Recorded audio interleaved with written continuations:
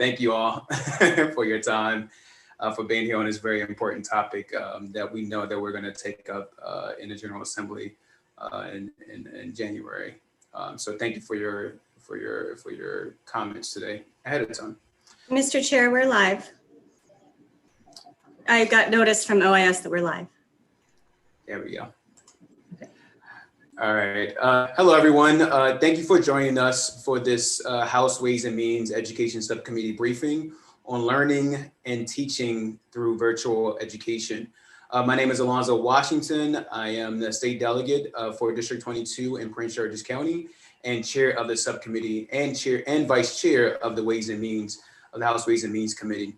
The COVID-19 pandemic has drastically changed how we administer education across the state of Maryland. The 900,000 plus students in our state have had to adapt to a starkly different learning environment that has posed many obstacles. Our special education students and English language learners have especially struggled to adapt. The goal of this briefing is to get a better understanding of the challenges and successes of virtual learning and teaching so far in the state of Maryland. We have some excellent advocacy groups with us here today who will give us professional insight into the best practices and what we can do to improve educational outcomes during this pandemic. We will also hear from several members of the general public who will testify to their own experience of virtual learning. I want to thank the members of the Education Subcommittee for being here today and look forward to another excellent briefing. We will first hear from Ms. Mondi Kumba Frazier. She's the director of the Black and Brown Coalition for Education, Equity, and Excellence. Thank you for being here, Ms. Frazier. Thank you very much, and good afternoon to the chairman, Delegate Washington, and members of the Education Subcommittee. My name is Mondi Kumbula Fraser, and I'm the director of the Black and Brown Coalition for Educational Equity and Excellence. Thank you for inviting me to share my insight regarding the disparate impacts of virtual learning on our children. Next slide. The coalition was formed by Identity, Inc. and the Montgomery County chapter of the NAACP, and it is an advocacy organization committed to achieving educational equity for Black, Brown, and low-income students. Next slide. So the coalition has 5 advocacy asks, and they are related to increasing access to rigorous academic classes for Black and Brown students, also increasing the number of effective and diverse teachers, increasing the number of effective and diverse principals, and also related to accelerated learning in order to close the reverse of learning loss due to the pandemic and address pre-existing opportunity gaps, and then also providing culturally and linguistically appropriate engagement to underserved students. Next slide. I think there's some animation on my slide, so that's why it takes a little bit of time. So the pandemic and underserved families. Prior to the pandemic, there were already pre-existing barriers to educational equity that existed and were just exacerbated as a result of the pandemic. So the disparities certainly widened as a result of the pandemic and virtual learning. The reality is that Black and Brown families have been disproportionately impacted by the pandemic and are at higher risk of infection, of death, of income loss, job loss, food insecurity, housing loss, lack of technology access, and also lack of Wi-Fi and more. And all of this has a direct impact, of course, on learning for children, because it's difficult to learn if you're hungry, if you're homeless, if you are taking on adult responsibilities because you have a family member or a parent who's lost a job, and you are now trying to work full time or caring for your siblings while you're trying to do online learning, or you are assisting your younger siblings with virtual learning as well while you're trying to complete your studies. Next slide. So the Black and Brown Coalition partnered with the University of Maryland's School of Public Health to conduct a study that was called Securing Educational Equity, Learning from the Lived Experiences of Black, Brown, and Low-Income Children During the COVID-19 Pandemic. And we interviewed educators, parents, and students alike to assess the impact of the pandemic and virtual learning on Black and Brown families. The first set of findings had to do with adult support. So it's kind of counterintuitive, but the reality is that children are missing that social emotional connection with adult role models that they have at school, including their teachers and their guidance counselors and their coaches who have provided them with support. A good teacher can tell when a child walks into the room whether they're having a hard time and perhaps can cajole them into a good mood or provide some type of emotional assistance if needed. And also you can tell which children are struggling and who can kind of hide in the classroom. But on Zoom, it's very difficult to do. A lot of children turn their cameras off or may not even feel comfortable sharing their background due to their home circumstances as well. So students need that more constant interaction. Also, a lot of children are experiencing severe isolation, which has a negative impact on their mental health, as well as their social and emotional well-being.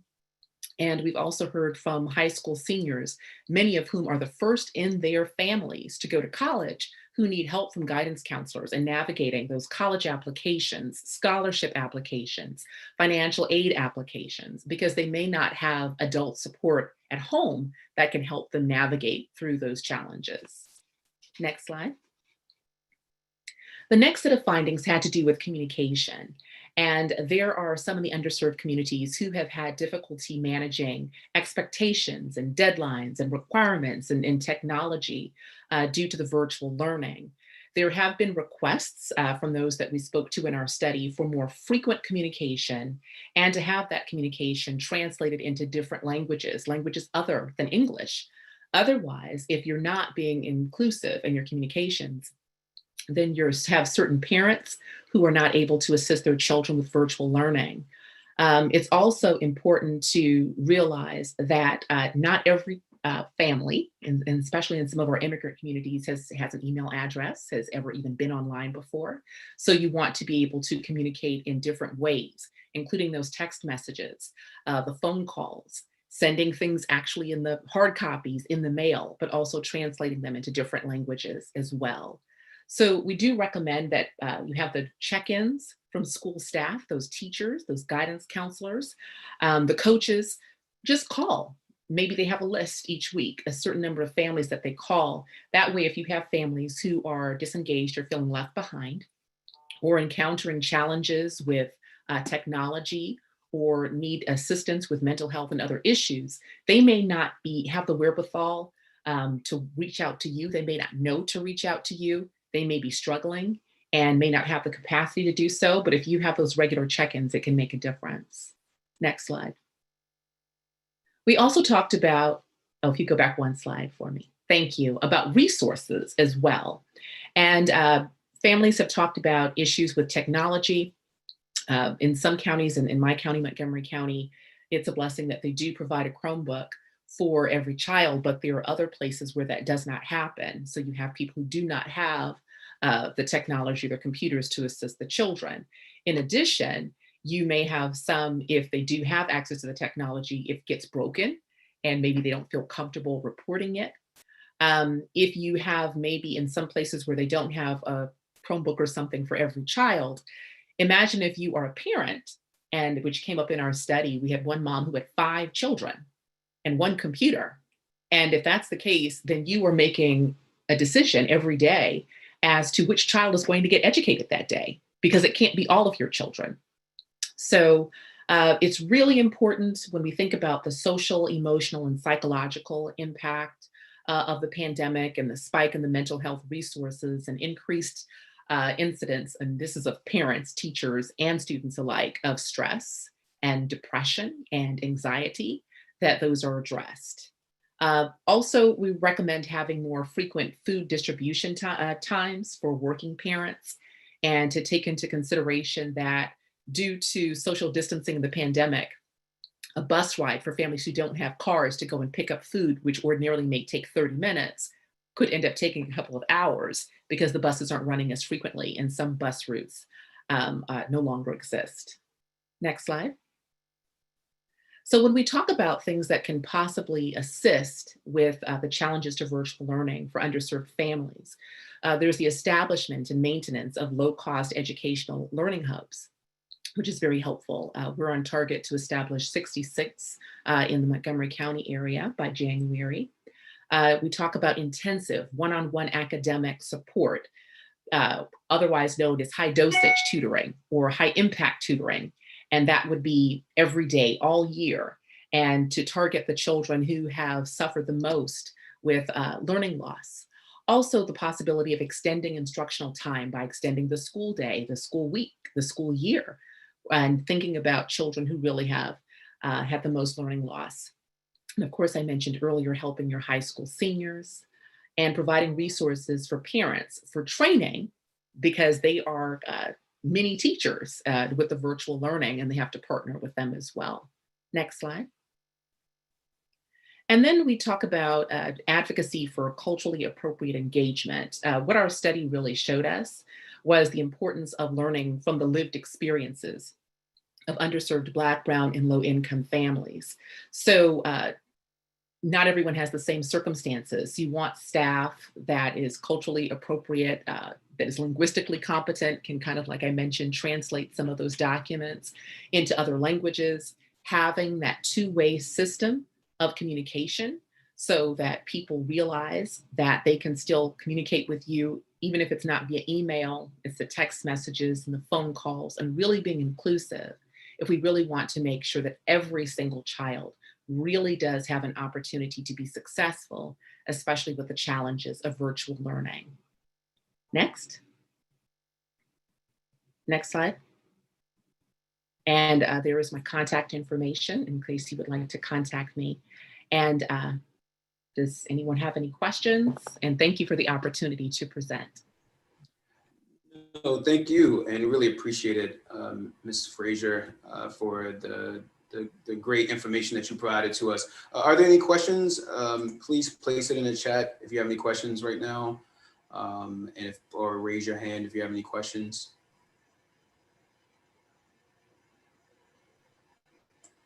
Okay, seeing no questions right now.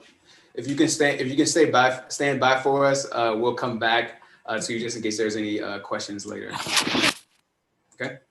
All right, so our next presenters are going to speak on teacher preparation and best, I'm sorry, no, I apologize. We're going to go next to Dr. Allison Sokol, who's the policy director for the Education Trust. Hi, everyone.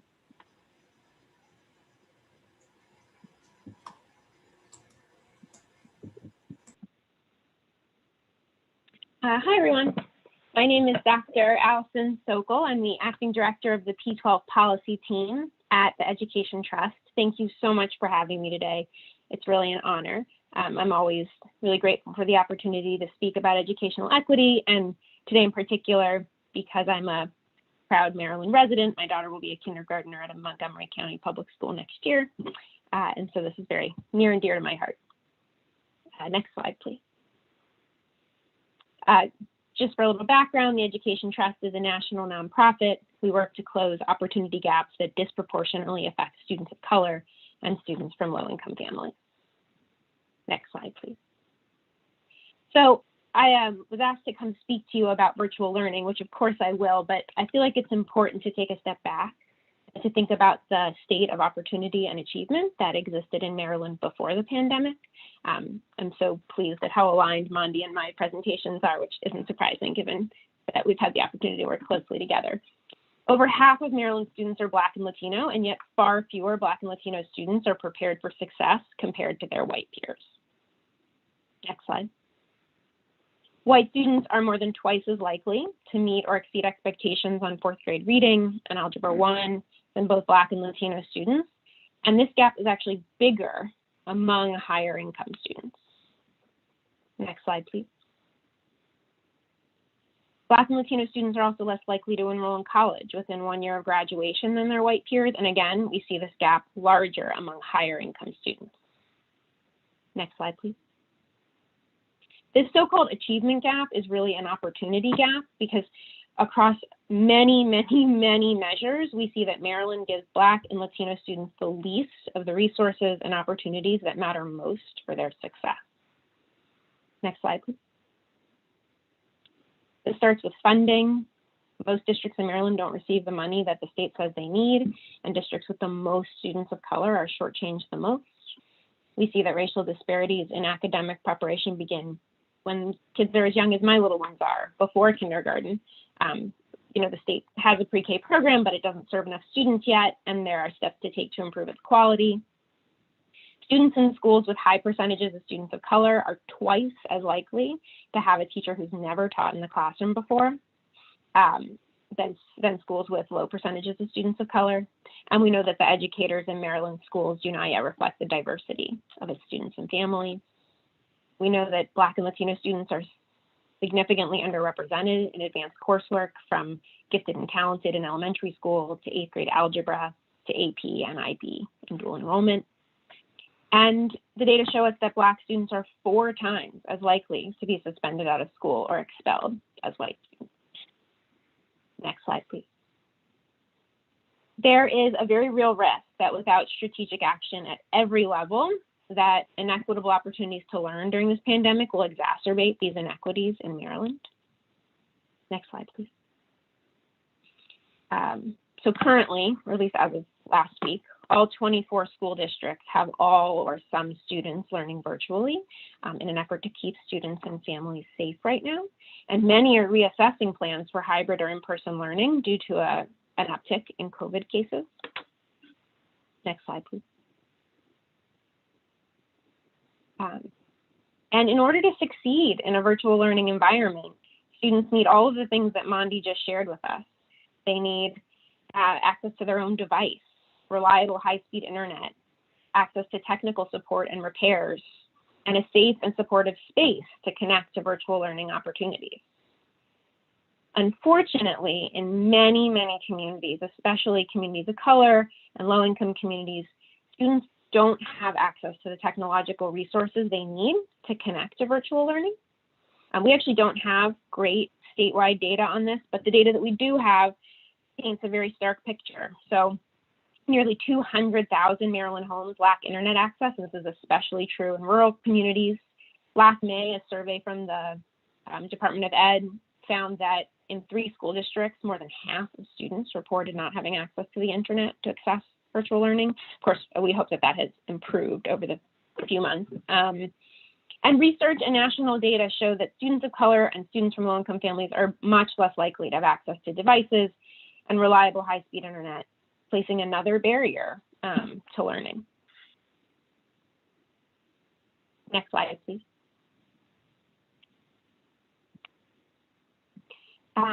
We know that as important as connectivity is, it's really just the first step. Once students and families have what they need to learn remotely, research and experience show that strong relationships with caring adults and educators are critical to keeping students engaged and attending school. Even before the pandemic, 15% of Maryland students missed so much school that they were at risk of falling behind. And Black and Native students and students with disabilities were much more likely to be chronically absent. With so many students learning remotely, we're going to need schools and districts to do much more than ever before to ensure that students feel welcomed and supported and engaged so that they make the decision every day to log on to school. Next slide, please. So what can state leaders do? I could go on about this for much longer than the 5 to 10 minutes I was allotted, so I've narrowed it down to sort of 5 key things. The first is leveraging both purchasing power and partnering with businesses and internet providers to provide laptops and tablets and expanded internet service to students and teachers, especially in high poverty communities. There are many states that are setting a good example. California is one of them in this regard. The second one is providing grants with federal and state funds, particularly to high need districts, to increase their capacity to facilitate virtual learning. And by facilitate virtual learning, I'm referring to all of the things in Mondi's presentation, from connectivity to supports for student social and emotional well-being, to ensuring that students have all of the materials and supports they need to be successful.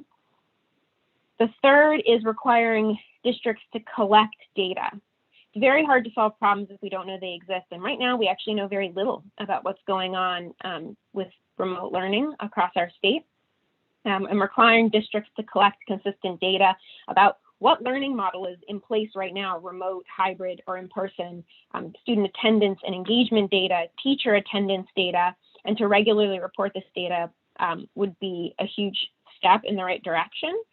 Connecticut actually just launched a really incredible, the Connecticut Department of Education just launched a really incredible dashboard where they're weekly reporting this data, including a map that shows districts where the gap for high needs students in their attendance from this year to this point last year is pretty big, in order to target resources to the districts that need it most in order to get all of their students engaged in learning. The fourth thing is to prioritize allocating federal stimulus funds to evidence-backed programs that aim to accelerate learning and address the unfinished instruction that is occurring during remote instruction. So this is intensive tutoring, summer programs, expanded learning day, extended school year, particularly in high needs districts and schools. And finally, to provide funding and guidance so that districts are able to deliver professional development to teachers and school leaders who were never prepared to teach in this way and never imagined that this would be the way that they were teaching. And also so that districts and school leaders can provide mental health supports to educators as they recover and work to support students' recovery from the pandemic. Next slide, please. Of course, these are all a first step to addressing the challenges posed by virtual learning, but as I started this presentation, there's much more work to be done in the state to address the underlying racial disparities in Maryland's education system. This starts with equitable funding, implementing a funding formula for Maryland schools that addresses race and class-based inequities, targets any new money to the schools and educators serving our students with the greatest needs, ensuring that all students have high quality and diverse teachers and leaders, making sure that our CTE programs are high quality, putting guardrails in place to ensure that all CTE programs and offerings give students the skills and qualifications they need to get in-demand jobs in the future, addressing disparities in access to rigorous coursework and ensuring that all high-achieving students are automatically enrolled into advanced courses and have the opportunity to take those rigorous course pathways that lead to college and career success. And finally, expanding early childhood and giving priority access to the students who need it most. Next slide, please. So I'm just going to conclude with a couple of resources which I believe were made available, and if not, I'm happy to provide them to you. We work closely with the Maryland Alliance for Racial Equity in Education. These are their asks for implementing the Kerwin Commission's recommendations. Next slide, please. We recently launched at the Education Trust a suite of materials we're calling our state action guides on 7 issues that are really urgent in these times, with actions that state leaders can take to support districts and schools in advancing equity, one of which is on digital access. Next slide, please. And we also put together, in partnership with our colleagues at Digital Promise, a distance learning digital advocacy guide that focuses on what districts can do to support students during virtual learning. Next slide, please. And finally, here's my contact information. Please feel free to reach out to talk more about what we can do in Maryland to make sure that every student is learning during these challenging times. And thank you for having me. No, thank you. I thought that was a great presentation as well. And Ms. Frazier, I also want to thank you as well for the presentation. Again, I would just ask all the members, if you do have a question, to place it in the chat, or not place it in the chat, but let me know so I can call on you. If you do have a question, raise your hand. But I'm just going to ask the first question, Ms. Mondi. I hope you don't mind me calling you Ms. Mondi. I don't want to brutalize your last name. That's okay. So I apologize. But on your slide about the advocacy for cultural appropriate engagement, can you point to a LEA or a local education agency that's doing this well, a local school system that's doing this well, in your opinion?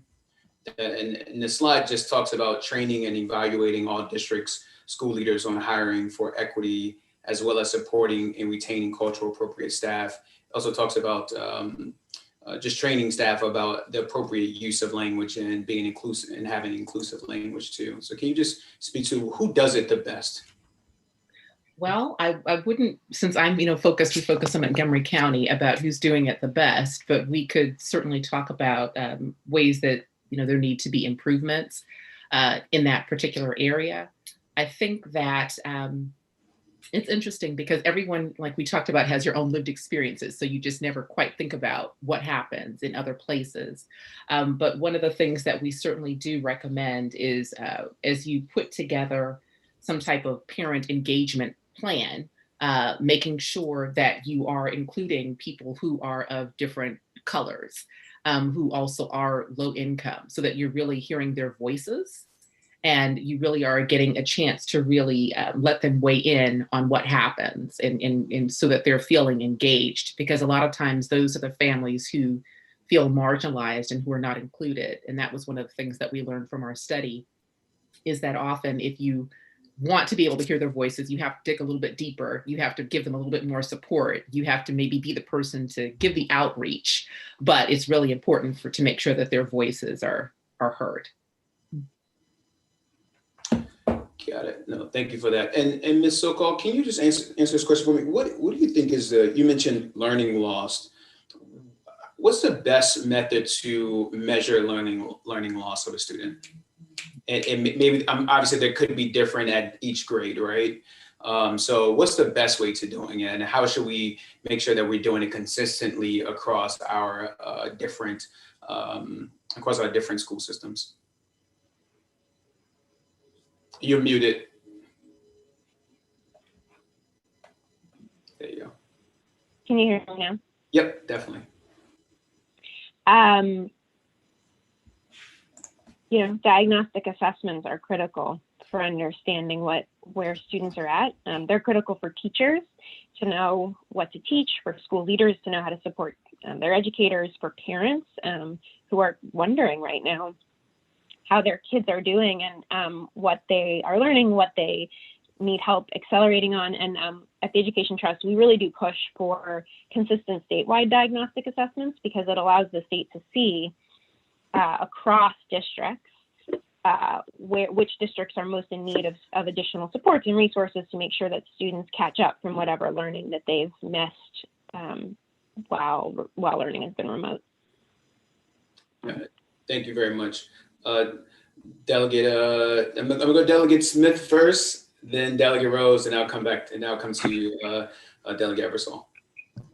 Thank you, Mr. Chair, and I apologize for putting my question in the chat. I thought you had asked to do that, so my apologies. So I actually had two quick questions. The first one was for Ms. Sokol, as it pertains to, there was a bar graph where I think you noted that Black and Brown high schoolers were sometimes entering college at lower rates 1 year after the conclusion of high school.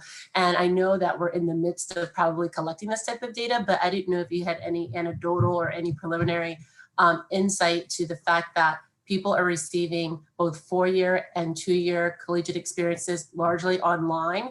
And that could be creating a situation where people might wonder, do I want to spend that much money moving forward to begin college? Not saying you always want to, switch. It might be you just only want to achieve an associate's degree, but I wonder if this is also going to change desires around college affordability and access because of this moment. So I'll let you answer that before I ask another question. So I don't unfortunately have Maryland specific data, but there was a report that came out from the National Student Clearinghouse Research Center in October, which showed that contrary, I think, to what everyone thought, which is what you expressed, that we would see actually a decline in enrollment in 4-year institutions because many students would choose or be forced to choose 2-year institutions, which are often more affordable. At least right now, what we're seeing is a huge decrease in enrollment in community colleges, which nationally we've seen a decrease of 23% in terms of community college enrollment. And I think that speaks to Mondi mentioned an ability of students to apply for financial aid, choices that families are, especially families who are disproportionately impacted by the health and financial impacts of the pandemic, the lack of options for right now for taking advantage of community college education. No, that's interesting because I know that's overall data, because I know the average community college student is 29 years old, and there's a lot of other variables that make them look very different than the person who just graduated from high school. So I guess it would be interesting if you could tease out, that data based on just getting out of high school versus someone who maybe lost their job, has kids and are kind of the more traditional community college student that's a bit older. The only other question I had for you, Ms. Sokol, is you were discussing something that you said. Oh yes, you were talking about professional development training around the delivery of virtual education because many people did not get trained on teaching in that manner. I guess I wanted to know, in terms of the best practices around that, how were they developed? Were they developed with a sense or a sensitivity rather to providing virtual education to lower income students, to students that have some of the challenges that we tend to associate with high need schools? Because, just delivering virtual education is one thing, but delivering it in a context with sensitivity to some of those other things, I'm just wondering if the best practices were developed with that population even in mind. So we're hesitant to use the phrase best practices because best practices come about from years of research and experience, and we've never been in this situation before.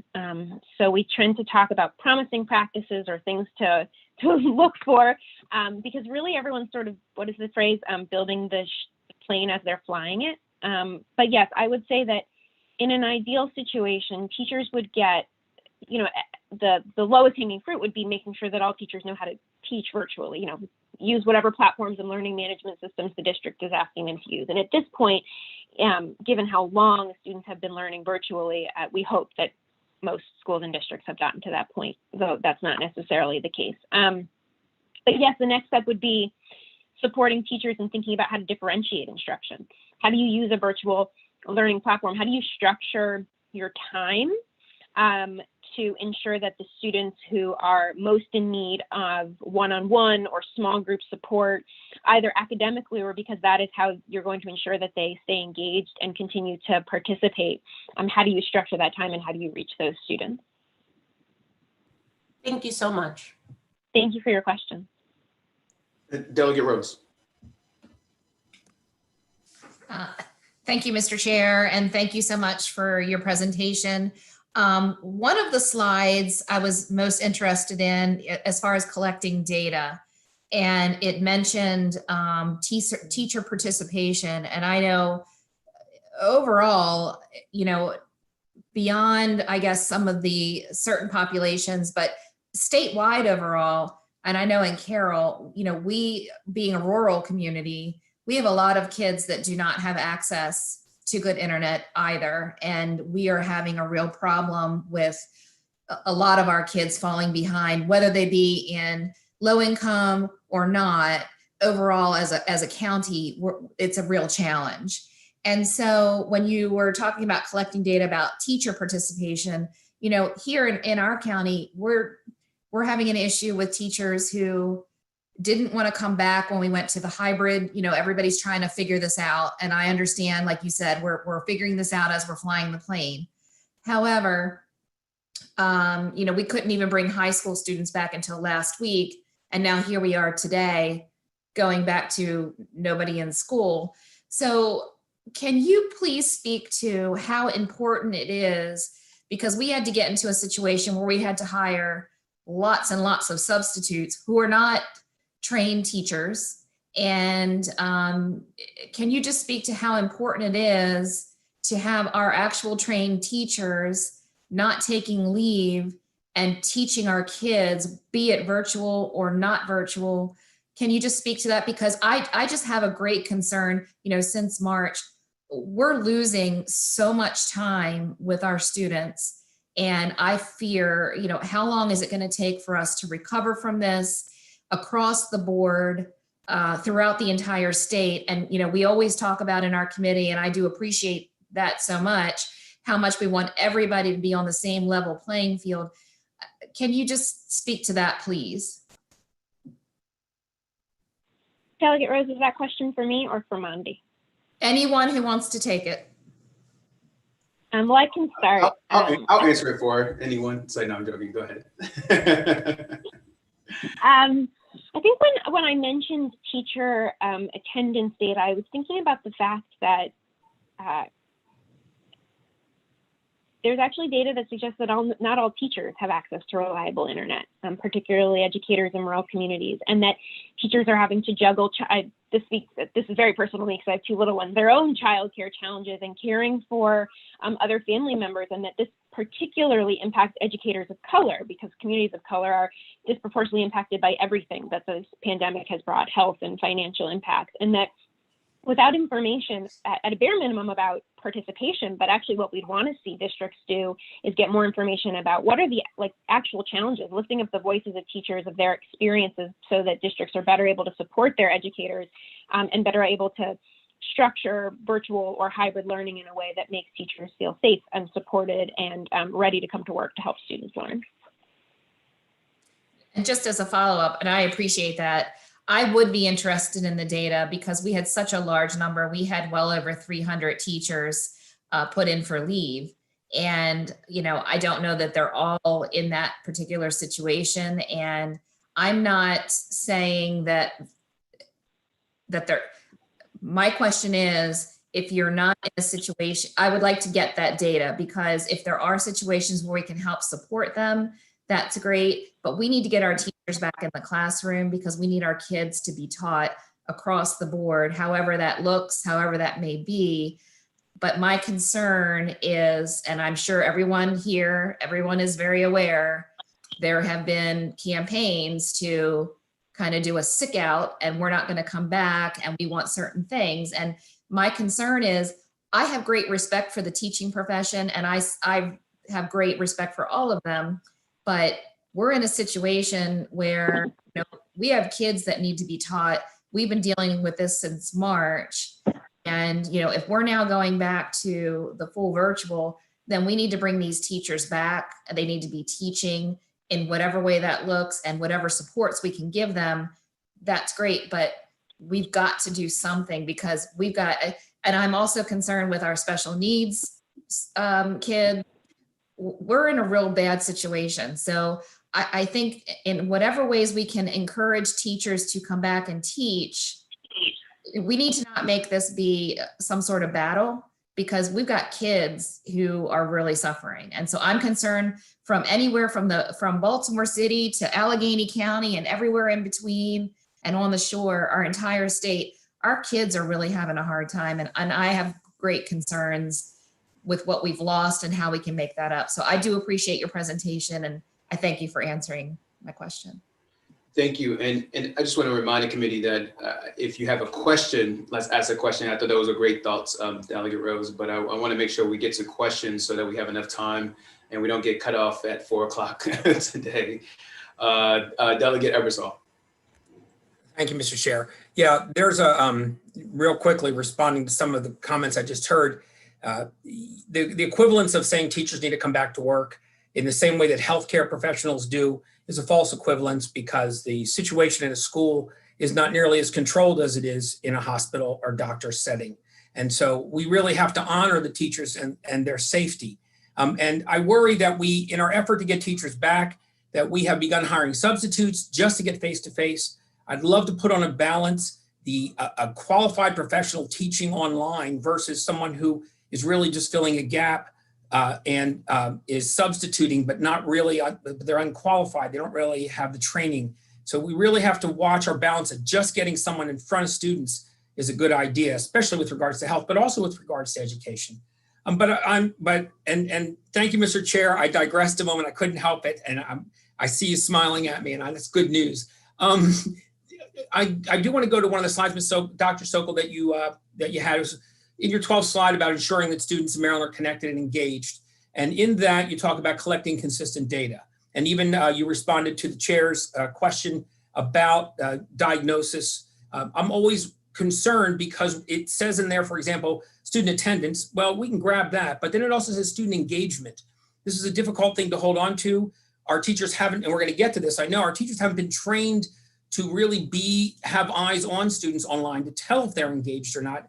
And that's something Dr. Kumbula Fraser got to also talked about, teachers' ability to observe students. And I worry not only that we won't get good data, but I also worry that we will become over-consumed with gathering that data. When I'm helping a grandchild online these days, and I realize how precious the teaching moments are, even more so than they were in person, when I can actually get a 5-year-old to settle down and listen to a math lesson.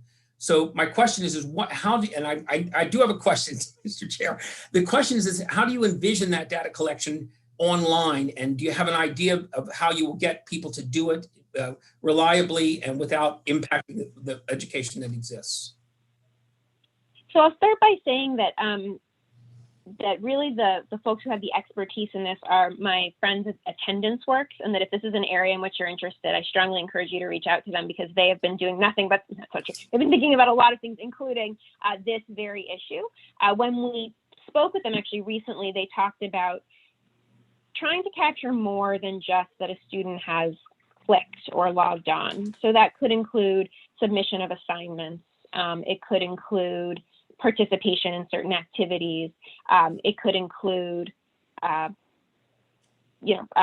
the participation or taking of some sort of assessment, just something that allows us to know more than whether the student just opened a window. It is a very difficult balance. I really do hear what you're saying, that we don't want to overburden our educators, and that we want to make sure we leave as much time as possible for teaching. But without information about whether students are actually engaged in learning versus logging on, it's often difficult for districts and teachers to figure out how to solve that challenge of students not engaging. But again, I'm happy to provide you with the contact information of Attendance Works, and they have developed some frameworks and have some working with some districts and states to help think about this challenge. Good, and you pasted something in the comments. Is that it, or if you will, just when you have a moment, you can do it after your testimony. Type in the connection to them. I will copy. Yes, I'll put Attendance Works contact information. What I put there in the chat is actually an example of the Connecticut State Department of Education's dashboard, where they're putting weekly reports. I actually don't believe they have engagement data right now. I think it's simply attendance data, as well as mode of learning and comparisons of attendance from this point. From now until to last year, but yes, I'll put the attendance. If you paste it in there, I have it open. I'll copy it for myself. Thank you.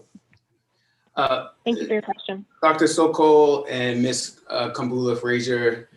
Thank you, Kumbula Fraser. Thank you so much for your great presentations today and for the great information. We're going to take this to heart and really drive home, and we'll see what we can do to support our teachers and more importantly, support our families in this upcoming session. So thank you for the recommendations. Really appreciate it. Thank you for the opportunity.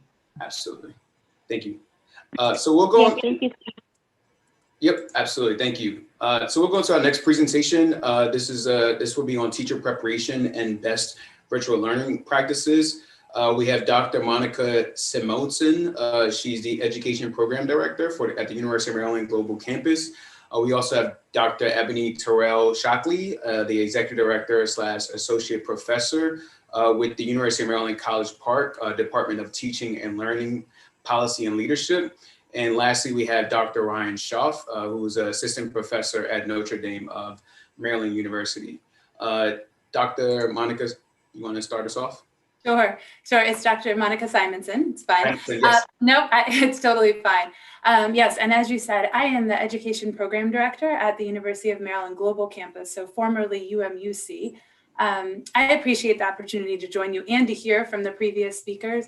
I think I can probably speak for my colleagues when I say, as institutions of higher education, we're really looking forward to working collaboratively with local districts and states and the state and these other organizations to assess the needs, as we were just talking about, and then build capacity to make sure that all Maryland learners have access to high quality education, regardless of the modality of instruction. It looks like we're just getting up to my slides. That is, I think, the second one, but that's totally fine because that's where we're going. Oh, no, let's go. Yeah, let's go to this one. That's right. Just want to point out that at UMGC, we have multiple graduate programs focused on distance learning and instructional technology. But today, I'm going to wear the hat of the director of the Masters of Arts in Teaching for secondary education.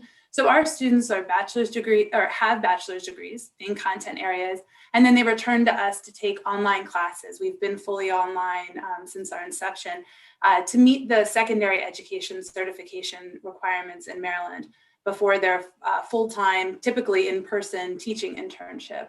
This fall, we have interns in 16 different Maryland districts, providing us with, I think, a unique perspective on the statewide disparities. Next slide, please. So we've talked about this quite a bit, so I'll try to move quickly through it. More than 30% of all K-12 public school students nationally, that's between 15 and 16 million, just staggering, live in homes that don't have a device and or stable internet connection in the home. That number jumps to 42% for families of color and 50% for low-income families. Students with learning disabilities, ADHD, and executive functioning issues. I appreciated Delegate Rose's nod to the compounded needs that some of those students have. Often struggle to toggle back and forth between tabs and manage their time. Students with social, emotional, and behavioral health needs are missing out on critical routines and interactions. English language learners may be increasingly isolated from language partners. And I think another factor that is often overlooked in these conversations is the impact of the family and their expectations and beliefs around work and education. So research shows us that there's actually a relationship between parental job loss and negative school performance factors for their children. In a recent AERA study, it's interesting, we were talking about how do we assess the learning loss a few moments ago. So in a recent study, researchers developed some projection models to try to predict the impacts on student achievement loss from prolonged closures. So they drew on research that we already have that examines the significant summer slide that occurs for students and other disruptions like Hurricane Katrina or other sort of unforeseen catastrophes. And the study, which was actually one of the authors was from College Park. The study, which was published in October before this recent spike in positivity rates and resulting school closures we're talking about, it really does provide some sobering projections about the profound learning loss rates. And I think it's really worth noting that these projections don't account for race-based gaps that might result from the higher rates of COVID-19 infections and deaths in the African-American community, the disproportionate impact of the economic crisis on communities of color, and the potential impact of trauma caused by police shootings and media coverage.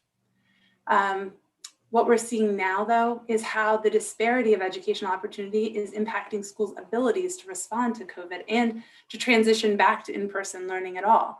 So returning to in-person learning is made more difficult when your community has rundown school buildings with poor air quality and overcrowded classrooms to begin with.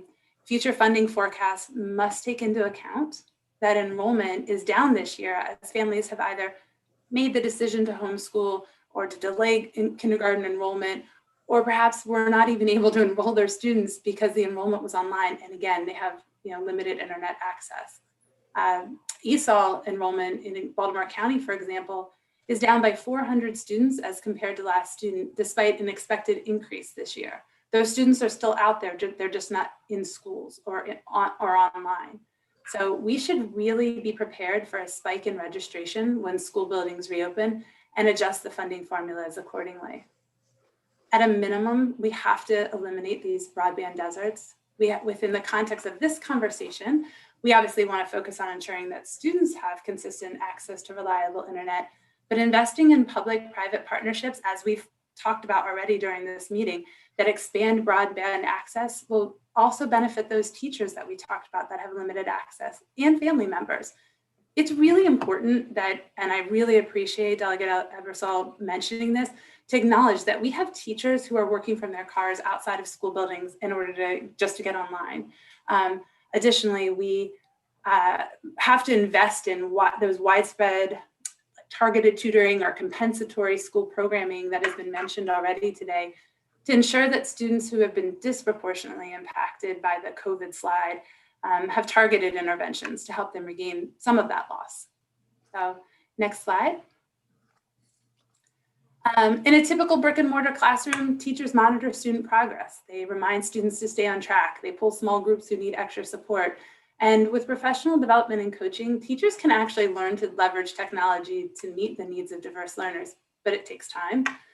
Just as a curb cutout that's designed to make a sidewalk accessible for wheelchair users actually makes it easier for everyone to navigate the sidewalk, we should be using similar principles of universal design for learning, otherwise known as UDL, to design learning experiences that proactively meet the needs of all learners. So to do so though, and we've talked about the professional learning needs a little bit today, but we have to invest in substantial and comprehensive training and ongoing coaching and supports, not one and done PD. It's got to be ongoing supports for educators so that they are able to design those lessons that are guided by UDL.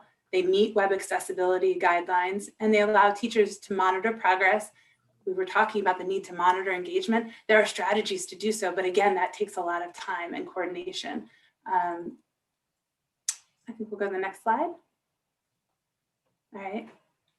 You know, as a teacher educator, I'm obviously focused on the experience of our pre-service teachers whose own learning experiences have absolutely been disrupted because of school closures. Many of my interns have not had the typical opportunities to observe in multiple schools across multiple semesters, culminating with that full-time in-person, internship working alongside their mentor teacher. So we're going to be graduating this year teachers who may have had very few in-building class experiences. So we're, again, kind of going back to that capacity building. We're going to need to support stronger induction and coaching programs. So when we're specifically talking about what the professional needs are, learning needs are, we need to focus on those induction programs for sure. At UMGC, we created mentoring circles. These were comprised of recent graduates, so my spring graduates whose internships were disrupted, current interns, so folks that are in the classroom now, and other interested students and faculty. And these groups have evolved into really powerful professional learning communities where educators from across the state, because remember, we're in a bunch of different districts, are sharing practical solutions to just-in-time challenges. And after hearing Delegate Smith, I want to sort of highlight another pocket of excellence. She asked about promising practices or best practices. MSD is funding a project right now that I'm involved in that is supporting the development of professional learning communities, so general and special educators coming together to identify what are the research-based and evidence-based practices related to online instruction, what do we know about what that looks like for students with disabilities, and to try to call those resources and develop an online toolkit for Maryland educators. So I think these are two examples of how sort of this sudden disruption to the way that we've always done business has actually provided us with some unique opportunities, to work across district lines in ways that maybe we hadn't done before. Our interns right now, despite their disruptions, their learning experience is really valuable. They're developing lessons framed by guidelines of UDL, right? They're already having to think about how to frame these online lessons to meet the needs of all their learners. They have access, so that second picture really speaks to the measure engagement, that little graph right there. That's an analytics, like a user analytics dashboard from a learning management system that we could have access to if we invested in that suite of options with our learning management systems, where you can actually look for red flags in student engagement. So attendance is one thing, but if we can start tracking, this student tends to turn in assignments late, this student is starting to, fall behind, here's how many assignments across classes we're having difficulty. That data can actually be collected with technology if we're intentionally seeking out those packages. And thinking about how my students who are already using some of that analytic data, which is enabling them to make better data-informed instructional decisions, they're going to carry those skills with them and be prepared to use technology to enhance instruction, even when they're back in buildings. So I didn't want to be all gloom and doom today. I did want to talk about some of the opportunities that have come up, as a result of this disruption. So I had a former colleague that used to start his instructional technology courses by sharing a list of challenges in education. So typical ones be teacher shortages, overcrowded schools. He would then ask students to solve the problem with technology. So invariably, these pre-service teachers would come up with creative solutions, things like having schools broadcast instruction across schools or even districts, so that, for example, a physics teacher in Somerset County could help address the teacher shortage in Wycomico by, zooming into that classroom. So I think I'm going to wrap up soon, but I want to really remind us that rather than rushing back to the way we've always done things, this is really an important time to acknowledge that the status quo, as we spent the whole beginning of this meeting talking about, was not working for all of our learners. Next slide. So as I said, we have the opportunity and I would dare say the obligation to learn from this crisis. We really need to support initiatives to expand broadband internet. We need to invest in targeted or compensatory programming to make sure that we are meeting the needs of the students that were disproportionately impacted by this crisis. We can leverage partnerships with universities. I mean, we're here because we want to be partners, and we can fund widespread professional learning so that we can explore some of those creative solutions to those ongoing challenges. So in that spirit of collaboration, I'm going to pass the mic off to my colleague, Ryan Schaaf, if that's okay, or Chairman, if you want to stop for questions now, that's fine as well. No, we can go, you can keep going until everybody has spoken. All right. All right, thanks for having me. Could we go to the next slide, please? All right, so let me go ahead and begin by just starting with my background. So my background is in digital age learning, game-based learning, and education reform. So I've written 7 books on future-focused teaching and learning topics. More importantly, I love my job. I love to prepare educators to teach students for today and tomorrow, and not yesterday or yesteryear. This entire situation with the pandemic hit home for my wife and I. So this is Connor's the tall one. He's 13 now, and that's Ben. He's 7. They're sporting their pandemic dues there. Our new normal wasn't normal at all. My children, along with many others, had to abandon the physical school buildings they loved. They were unable to visit friends and extended family. They had to share a home with 2 working adults during a global crisis. And they had to do this with the uncertainty of their continued health and well-being. During the pandemic, teachers were the glue of society. While the brave doctors, the nurses, and the frontline workers combated the virus, teachers also never abandoned their posts. Despite being scared for themselves and their families, despite many lacking essential tools and training to shift to 100% online learning, despite this so-called new normal, they provided the best instruction they could. They were rock stars, okay? Please don't ever forget that. During the rest of this briefing, please understand these following takeaways. Please switch the slide. The current system of education was developed in the late 19th century, before the first computer, before women could vote, before the first airplane took off at Kitty Hawk. Using principles of scientific management, we cram a small city of children into mostly old buildings with no space and poor circulation. Like factories, schools required learners to be present in a brick and mortar space. Our curriculums, our organizational strategies, our methods of teaching and assessment were developed over a period of 125 years ago, and they're geared towards face-to-face learning. It was a productive system geared towards the students and situations of yesteryear. Slide, please. Then COVID hit and showed us that our education system was not cut out for such a rapid transformation. This left learners, parents, educators, and leaders very little time to slap together a new model, a new system. I call it triaged instruction. Okay. Many are trying to duplicate the old model of school into remote instruction and are discovering this is like cramming a square peg into a round hole. It's just not compatible. Slide, please. As we help schools manage this current crisis, there are numerous truths we must all embrace. Slide. First, digital is different. Distance learning should not be forced to try and replace the instructional approaches of face-to-face instruction. Online learning can be very successful when the proper art of teaching and learning are employed. Elmore indicates that between 80 to 85% of the work learners do in classrooms today continue to focus on factual recall and low-level procedural thinking. This is the type of information that worksheets cover. This is the type of information that a Google search app or artificial intelligence can do quickly and without error. Slide, please. A great deal of information we learn, we lose. What remains built into our cognition are the skills and processes we can learn and reuse in most higher level thinking tasks. The first is interpersonal skills. We have to focus on instruction that focuses on the internal skills, perceptions, and attitudes that occur within our person's mind. Okay. Next is interpersonal skills. Okay. Interpersonal abilities have to do with understanding and comprehending external situations and being able to communicate with others. Next is problem-solving skills.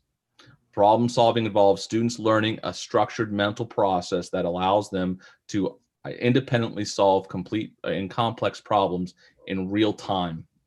Collaboration skills involves work that's working together to accomplish a common purpose, okay? The power of we is greater than the power of me. Information analysis skills. In a time of unreliable sources, we don't want learners who simply consume and regurgitate information without first questioning, analyzing, and validating the reliability of what they just read and saw online or in books. Next is information presentation skills. Learners are growing up in a participatory and sharing culture, called the YouTube era. Learners must know how to use this knowledge to effectively communicate information to others. Next is creativity skills. Creativity is about how you imaginatively communicate new ideas. Finally, global citizenship skills. It's an absolute imperative to develop highly ethical, moral citizens who conduct themselves appropriately in both real world and digital settings. Global citizenship is about protecting yourself, protecting others, and protecting the work of others in both the real and online worlds. Slide, please. Distance learning requires equitable access to high-speed internet, instructionally valid devices, and a rich digital landscape with robust learning tools, apps, and services to engage learners. It's different than face-to-face learning. Okay, it must be designed and executed purposefully, using enough time, people, and resources to be successful. It's successful when educators receive enough training, time, and compensation to execute a well-developed plan. Distance learning is not a packet of worksheets. It's not meant to be a digital babysitter. It's not, distance learning is not a time to look for pre-produced or pre-canned learning solutions built by such companies like as Pearson or Kaplan or other corporate entities. At Notre Dame, we have an ACES program. It's an academic program for Catholic educators, in which we perform a lot of professional development. We have a network of dozens of schools throughout the Baltimore, Washington area. We also have a rich PDS program, professional development schools, where we actually have prospective teachers and teachers in training, where we're actually, we did a complete change to help address our learners and help them prepare for this type of remote instruction, helping them to support the teachers that were already in the field. And we're also reaching out to a lot of different schools and offering them free professional development, so this way they can reach students where they are. So I want to turn over this presentation to Dr. Shockley. Could I please have the next slide for Dr. Shockley? Thank you very much. Thank you for everyone for what you shared, and thank you for having us and allowing us to present today. My name is Ebony Terrell Shockley, and I'm a former PK-12 STEM literacy ESOL educator. I also served as an instructional technology specialist and taught online and hybrid well before coming into higher education. Currently, I'm an associate clinical professor and executive director of teacher education at the University of Maryland, College Park. I designed our digital learning tools course that many of our teacher education students take, And I should note that all of our teacher candidates compose a portfolio that supports experiences and the development of skills to engage their own learners in critical thinking, design, creativity, and collaborative problem solving, as well as to responsibly participate in the digital world in the ways that the colleagues before me foreshadowed earlier. Next slide, please. So I'll start with the ways that we've been successful based on our criteria with preparing teacher candidates in a virtual environment. So we have avatars, which we use to engage interns in simulations as a vehicle to support the realities of PK-12 learning. We also have, see my slide, micro-teaching, which is really important and used in other fields. Micro-teaching is a development technique whereby the interns review a recording of a teaching session. Right now, that's mostly a peer teaching experience because of barriers in virtual spaces, but they record their PK-12 learners and they use an experience of a lesson segment in order to receive constructive feedback from peers. You also see case studies listed and professional development network. So I'll talk about case studies. We use those so that our teacher candidates have examples of the lived experiences that some of my colleagues mentioned earlier, and to really understand the brick and mortar space, because as mentioned, many of our teacher candidates have not yet had a brick and mortar teaching experience. The Professional Development Network and the Mentor Teaching Academy are both in their initial stages. So these are actually both funded projects with our partners. So the University of Maryland College Park is in the initial stages of leading a professional development network focused on remote teaching for teachers. And the network includes a training model of a cohort of teacher leader coaches who understand and provide district leadership for the implementation of effective hybrid and online learning. And that is funded by the GEAR grant, or the Governor's Emergency Education Relief Fund. And then the Mentor Teacher Academy, Monica shared the Mentor Teacher Circles, which are going really well. I've heard so many great things about that. Similarly, there's a Mentor Teacher Academy happening at the University of Maryland College Park with partner districts where there's a collaborative design for implementing the skills that in-service teachers will need to advance. Next slide, please. So partnerships, of course, are critical. I just shared 2 examples of a partnership with the Mentor Teacher Academy and the Professional Development Network.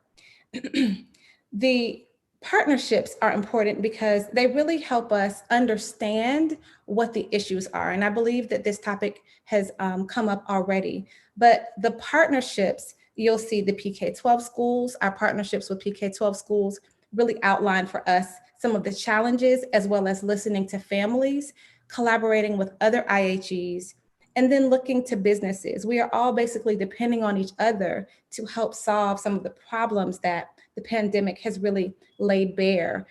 For example, many are fiscal in nature, like hotspots for teacher candidates trying to learn how to teach remotely, students with limited access, as we mentioned. Of course, those have costs, as well as some of the hardware that is needed in like multi-generational households where audio will be important. We understand that many of the public library spaces that teachers and families used to draw upon for a computer or for internet access have limited hours right now. And so we talked about funding formulas previously, and I really think that we would benefit from a new funding formula that helps us address some of the shortages. So those are some of the challenges that we have learned about because of the benefit of our partners outlined here. Next slide, please.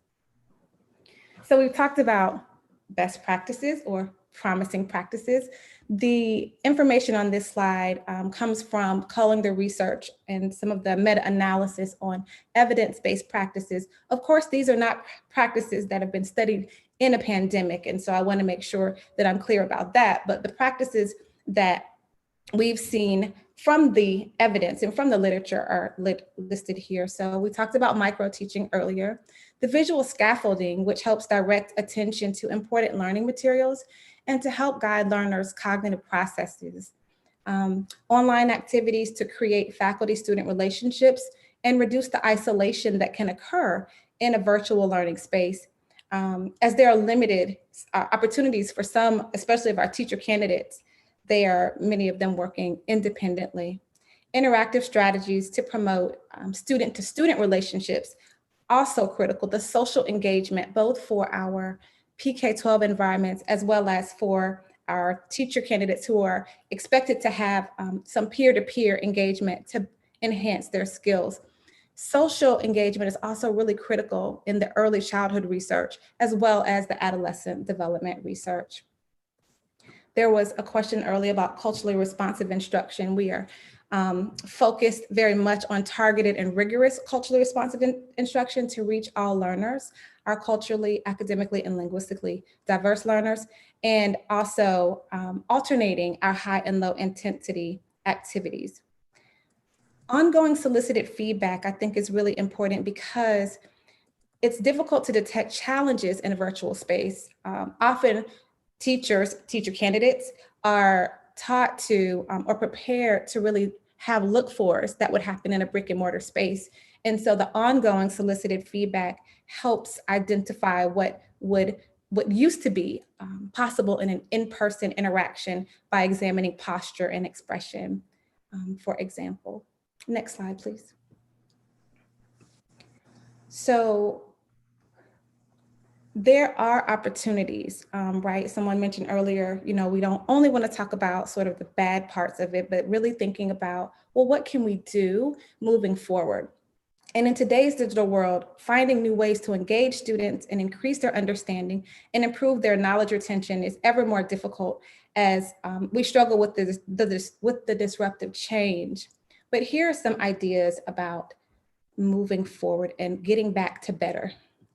So increasing the use of digitized model lessons and to promote innovation and innovative teaching methods, and really thinking about the neurodiversity among our learners, our exceptional learners, our individuals, our students who are receiving special education and related services, and our English learners and speakers of various language varieties and dialects, in order to appropriately accommodate learner differences and promote an asset-based orientation to their perspectives.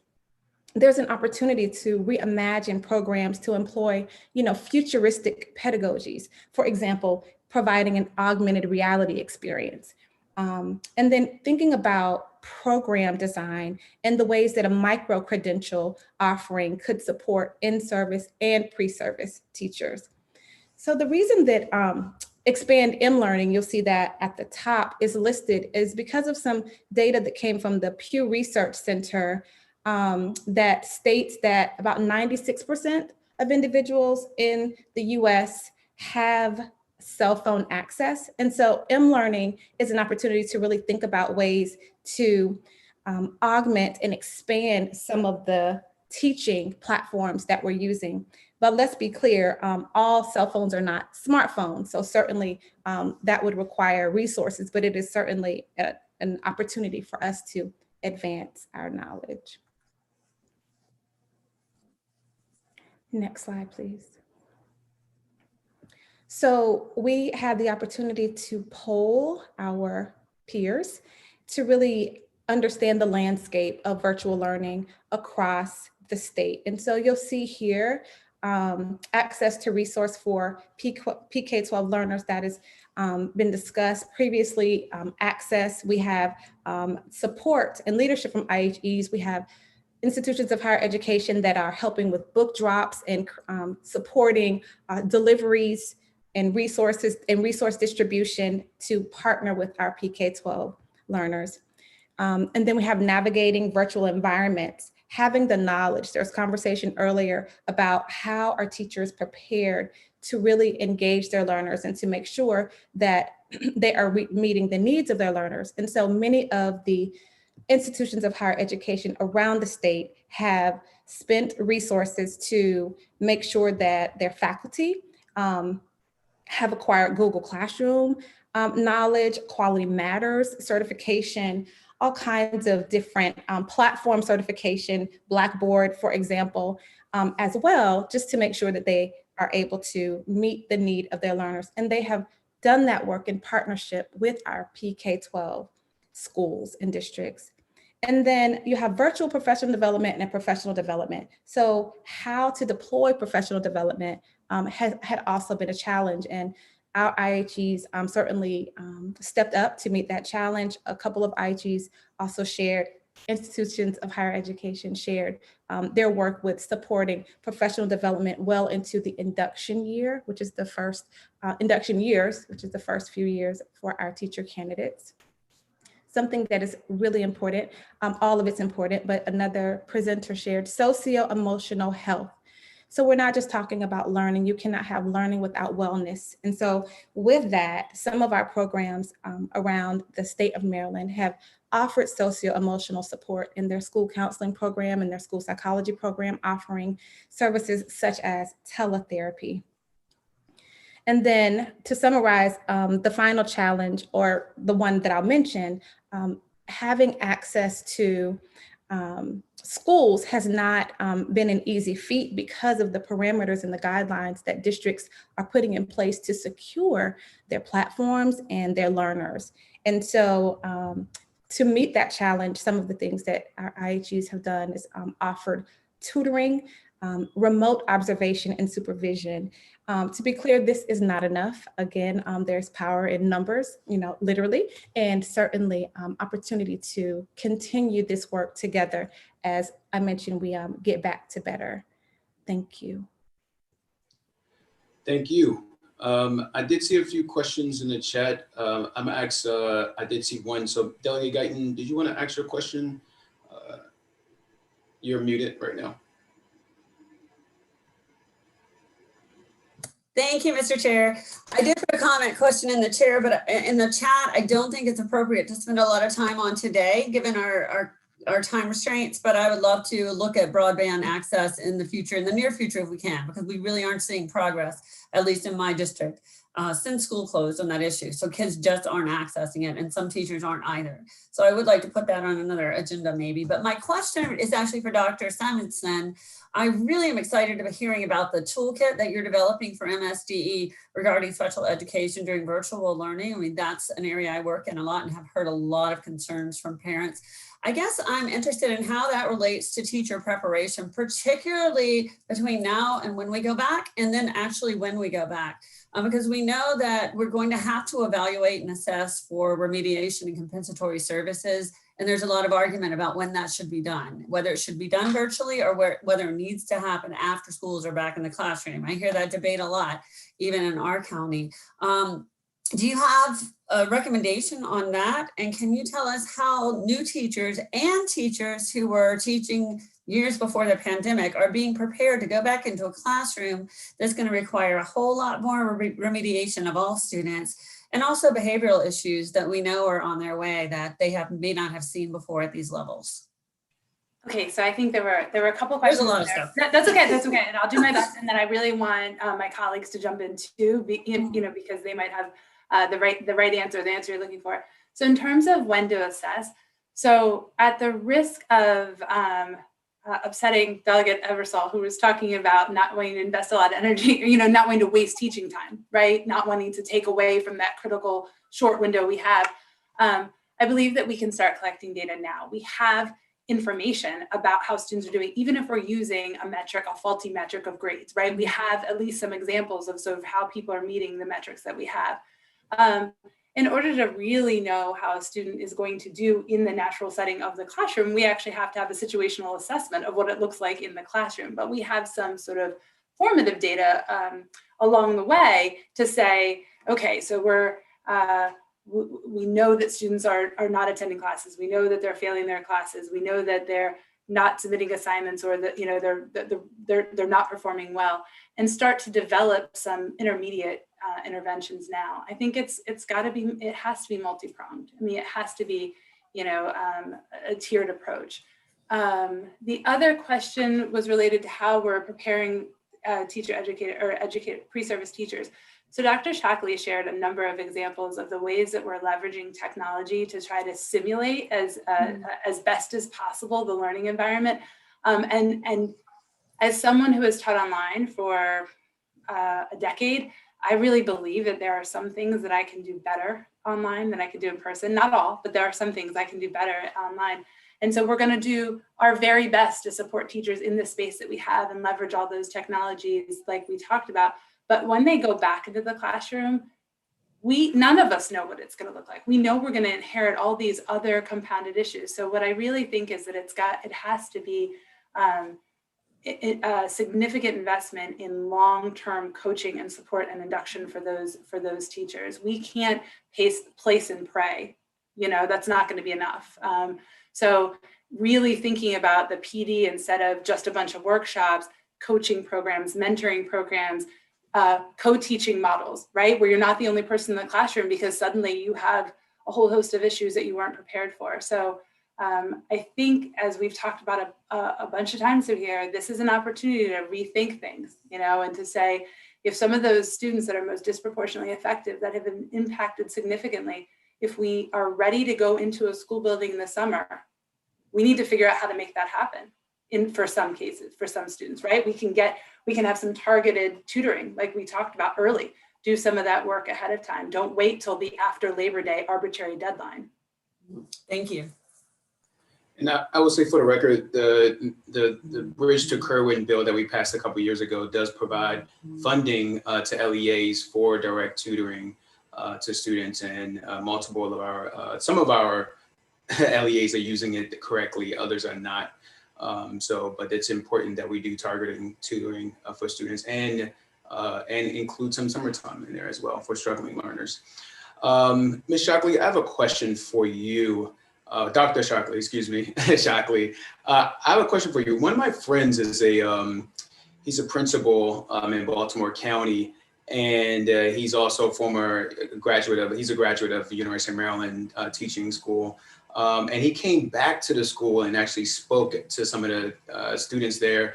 And one of the things he spoke about and one of the things he told me behind closed doors was, there was not a lot of people that looked like him and I, which are Black African-American folks. And so I wanted to know from you, and you spoke to training teachers on cultural competency and linguistics and things of that nature to be able to connect with them.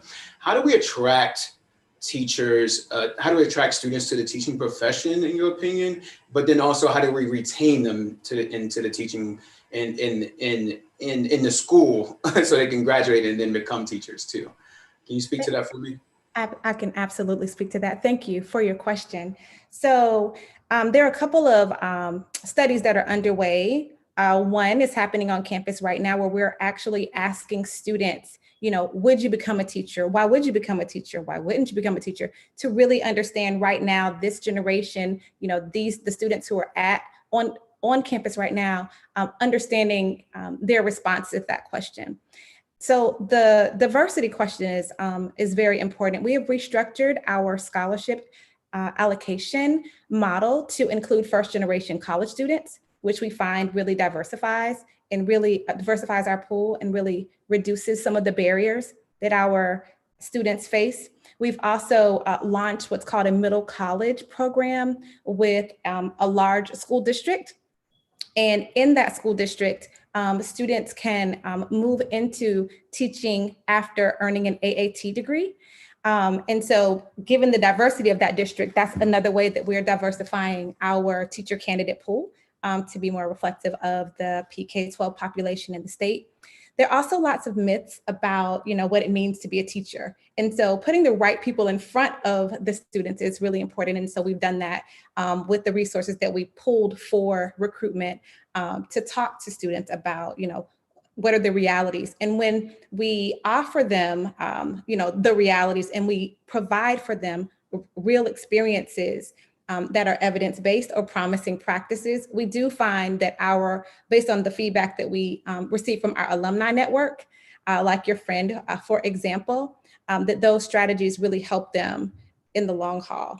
But in terms of the barriers, there are just lots of myths about, teacher salaries, or lots of myths about, what it means to be a teacher and what it takes to be a teacher. So we've been, upfront and real and talked about all of the benefits. I believe it is the best profession in the world, and we target it, we advertise it in that way. So I just talked to 60 high school students this past Friday in that middle school college program that we're moving into teaching. And it's in Prince George's County, by the way. Would you mind terribly if I offered up one other? Let me just ask a quick follow-up question. Oh, yeah. All right. Can you just tell me what that middle, I think the middle college, what jurisdiction is that in? I see you kind of slid that under a little bit. Can you tell me where that middle college is? Oh, I didn't mean to slide it under. I'm very proud. Okay. So let me say it again loudly. Yeah. The middle college program, there are media reports coming out about it. And it is a pipeline program. It's a grow your own program that a school district and the University of Maryland College Park. What is that? What is that school district? Prince George's County Public Schools. Okay. That's what I wanted to get at. And I didn't know if you heard me. So it's Prince George's County Public Schools. Yes. Okay. And it is a pipeline program. It's a grow your own program where high school students earn an AAT degree, and then they come in as juniors to the University of Maryland College Park. And so, and those are just a few. For the purpose of brevity, I won't lay them out, but those are some of the main ones. Well, we can talk offline because I would love to hear more about what we can do. Miss Dr. Simonson. It's okay. Yeah, no, I just wanted to tag on real quickly that one of the other barriers to sort of opening up the teaching profession for anyone, and particularly students that have been from disinvested communities themselves, is the cost for sure. But certainly, you can take a lot of your classes part-time, but then when you get to that full-time teaching internship, you're actually being asked to take time off of work. Right, you're not. It's really a financial hardship, and so I do think while we're talking to this committee, it would be remiss of us not to say that we should probably, especially now that our teaching workforce is shrinking, we really need to be thinking about investing in scholarships to allow people to invest in their internship opportunities. I totally agree. We have a teaching scholarship at the state that we created, and I think it doesn't do enough to attract teachers, to attract students of color and first generation college students to the teaching profession. I think we should change that. So thank you both, and Dr. Schaff as well. Thank you all for your presentations, and we really appreciate it. I didn't see any other questions lined up. If I missed you, you have lost your opportunity to ask a question of these great people. But if you can send us the links to some of the documents that you guys have provided to us, we really appreciate it. And thank you all for being here. Next, we will hear from some of the public members, or from members of the public on their perceptions and realities of virtual learning, of distance learning. And we're going to start first off with Jana Parker for 3 minutes, and then we'll go to the next speaker. Ms. Parker.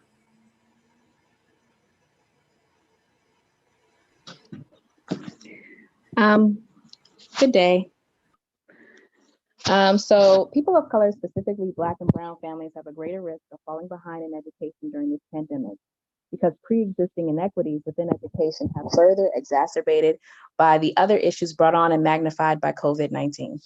Education is the bedrock and foundation of our society, and in one part of our community falls by the wayside in regards to receiving quality education that works to erode the stability and growth within our community within the state of Maryland. As a proud resident of Prince George's County, Maryland, a county that is majority people of color, and a former educator, I wanted to ensure that all possible protections on the state and local level are taken for Black and brown students within my county and throughout the state as it relates to their education. The presentations that you heard earlier during your meeting thoroughly discussed the very important points that I hope the subcommittee utilizes within their work. In alignment with those recommendations, my testimony echoes their sentiments. I would encourage you to consider how to provide electronics in high poverty communities and work with internet companies to provide vast communications for those communities, require specific and routine data collection in regards to educational practice and analytics. Consider giving stimulus funds directly to school systems for additional supports, providing funds for continuous training of students, parents, teachers as it relates to managing technology and cultural competency within education, ensuring that there are monies available for intensive one-on-one academic supports, as well as how to appropriately extend the school year to make up for academic loss, providing in-depth support to high schoolers who are transitioning out of the school system, as well as providing more areas and layers of communication between families and school systems. I'm requesting that this subcommittee consider those and other recommendations you heard as you move forward in creating policy and legislation that will affect the future of your younger constituents immediately and the rest of our great state of Maryland in the future. Thank you and good evening. Thank you. Thank you. Okay. Next, we'll have Mr. Nathan Stone. Good afternoon. I appreciate the opportunity to speak about the challenges of online education as I am a parent and a teacher in Wicomico County. First, from the teacher side, I would like to say that in 2020, every single teacher in the state is a first-year teacher relearning how to teach from scratch. I have personally learned 8 new online educational platforms in addition to fitting state curriculum and testing requirements in the new county timelines. I've had to become proficient enough where I can not only use the websites, I can teach my students how to use it from their end as well. Students may be able to navigate social media, but they have very little knowledge of educational platforms. The amount of grading and time grading student work has absolutely exploded because we can't rely on a nod or body language anymore from students or a quick student check-in. Teachers have had to pay out-of-pocket expenses on office chairs, desks, extra monitors, headsets, cameras, printers, and scanners, online platform subscriptions, and better internet to turn their homes into workable classrooms. Teachers all over the state have done this without tax breaks or stimulus checks. I can also speak, as I said, from the parent side. Keeping up with my own children's grades can take an enormous amount of time because they do miss assignments, yes, because of issues with attention spans, of course, but also because of lagging internet, spotty audio, teachers making mistakes in how they post assignments. Some miss because they have family doctor's appointments and younger students can't be left alone at home. Most parents cannot work from home. Parents have to take their kids' word that when they are doing the online work, they're actually doing it. Many families do not have access to reliable internet, which has been discussed here, or don't have enough capacity to carry 4 or 5 devices at one time, or even have enough devices in the house that are available. I had a student log into class on their phone while their parent was driving to Boston to visit their sick mother, and they apologized profusely that they couldn't participate in the day's lesson. Many students and families are fighting like mad, going into debt, making long-term sacrifices to keep their kids online in school during this absolutely grueling pandemic. Formative school years are difficult enough without throwing all of these challenges at kids. And please do not think for one second that I think we should go back to school in person, and I don't even think we should go back hybrid. While we all yearn for normal, there is nothing normal about opening schools up and then closing them down over and over again, disrupting what schedules kids have in place and forcing parents to scramble work hours and childcare plans. There is nothing normal about having to quarantine for 2 weeks in your own home because someone at school might have been exposed to the virus. There is nothing normal about teachers coming into schools to literally risk their lives and their families' lives to provide IEP accommodations or provide assistance for our lowest performing students.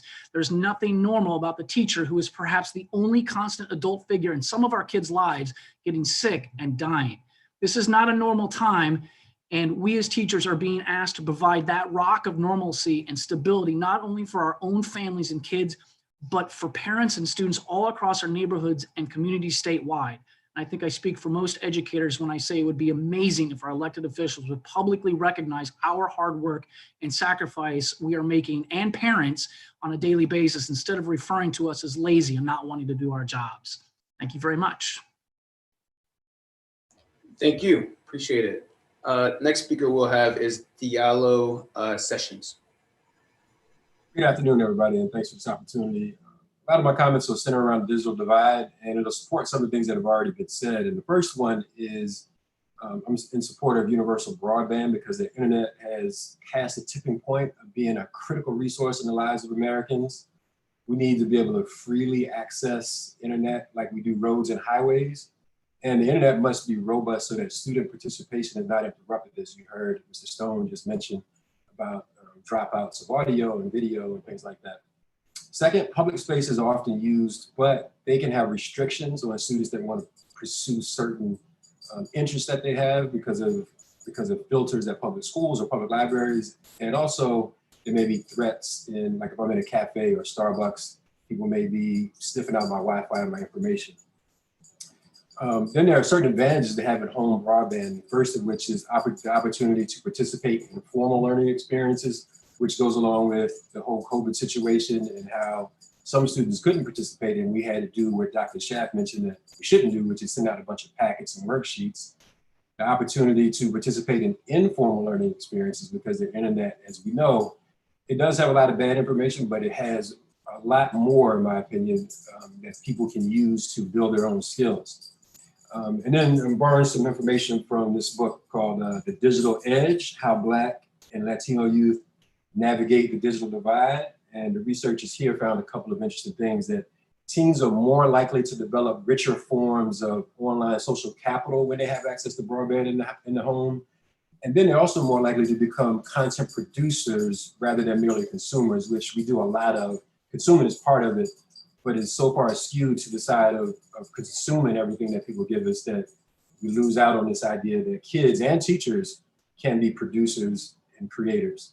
And then the final point is access. And this is having access to resources such as YouTube or anything where you can learn new things. And then second, more knowledgeable others, meaning people that have skills that you don't have or can't access within your community. The internet can offer things like that. Thank you for the time to share my thoughts. Thank you. Appreciate it, Mr. Sessions. Okay, our next speaker will be Mr. Ricardo Manderson.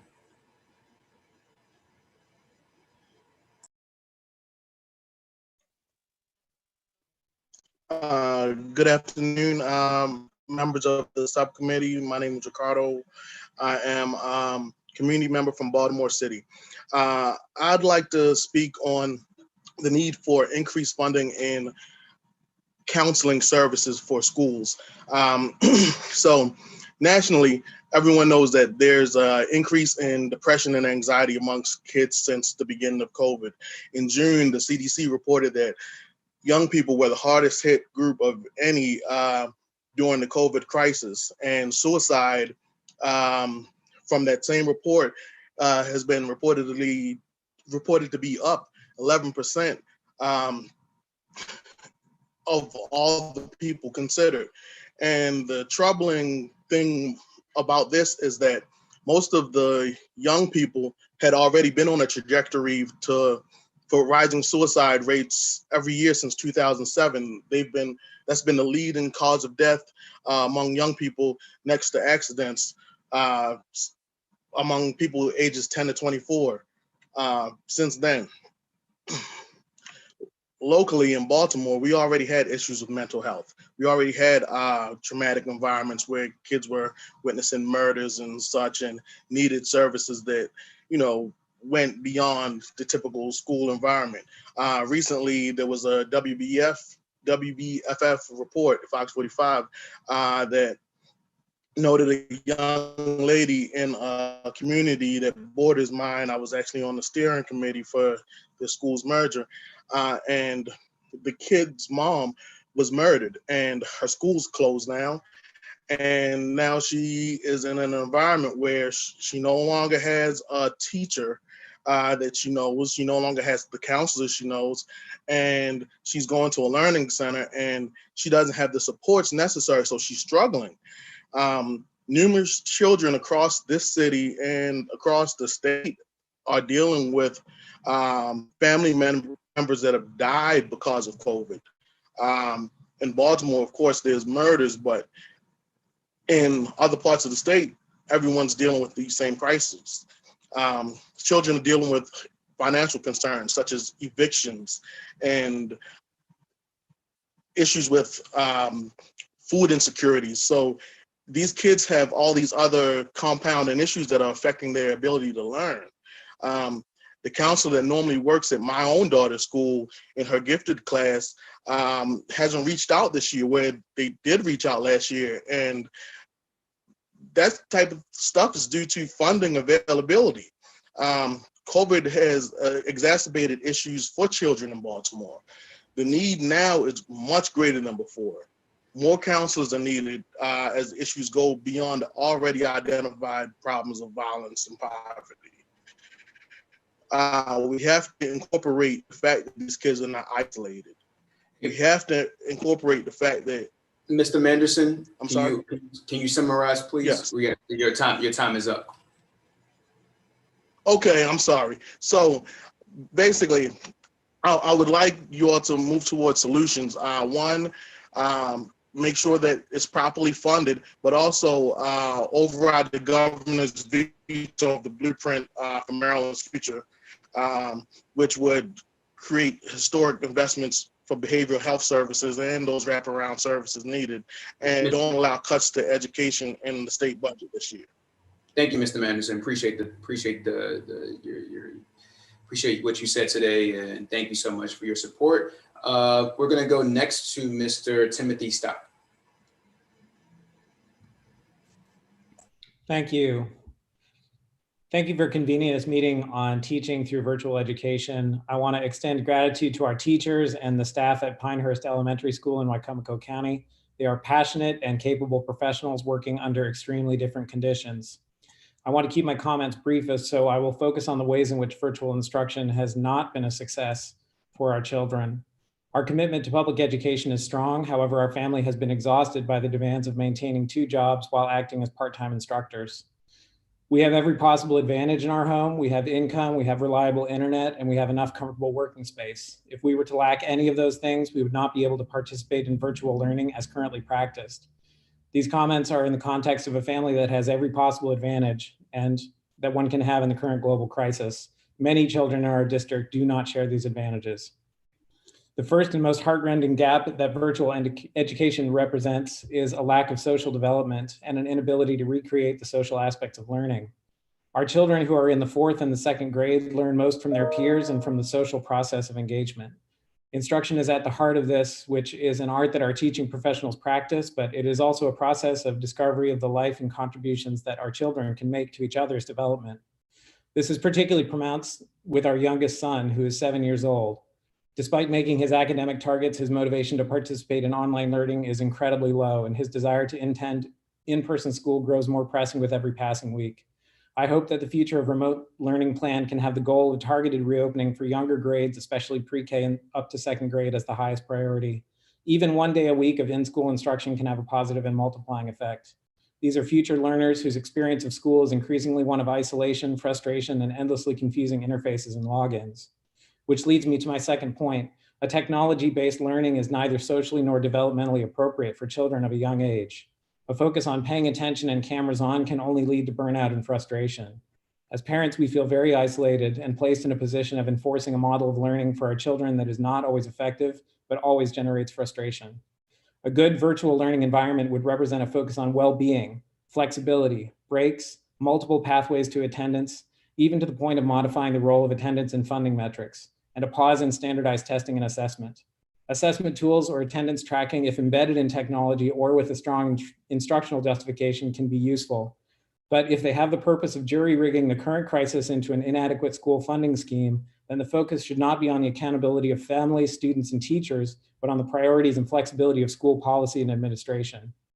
Our learners need to eat well, have a predictable schedule that balances a minimum of Zoom time with a maximum of flexibility, provide support, a focus on a safe return to school that is targeted and sustainable, and greater thought, planning, and energy into offsite learning centers and access to the internet. What virtual learning has taught me is that we have a long way to go to fully integrating our schools into our community. I disagree with the focus on attendance, compliance, and assessment in the regular school environment. If the current environment, we have seen mass disengagement and a large gap between the schoolhouse and the community it serves. Please consider a student-focused approach with targeted, sustainable reopening, flexibility, and satisfying work requirements according to a wide range of schedules, and the imperative to meet families and students where they are. Thank you.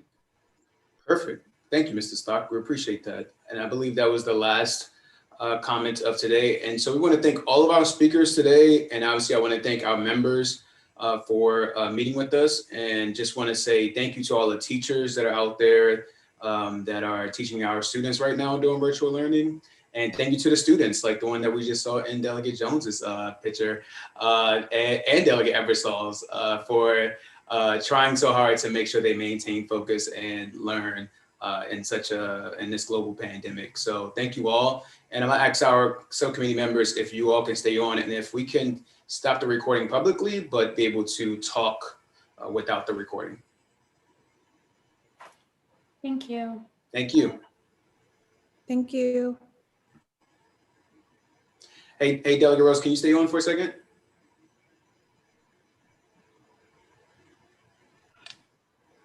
Hey, Sarah, can you let us know when we're no longer live?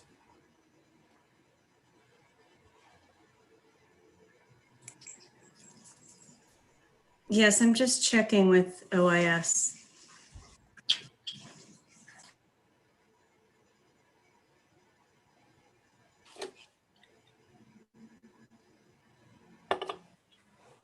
I thought that was a great presentation. Some great information from it, right? We can talk about that right now, at least. A lot of concerns. Yeah, definitely a lot of concerns. But I think we got some answers today, honestly. So I'm happy about that, and I think we all have the same common goal of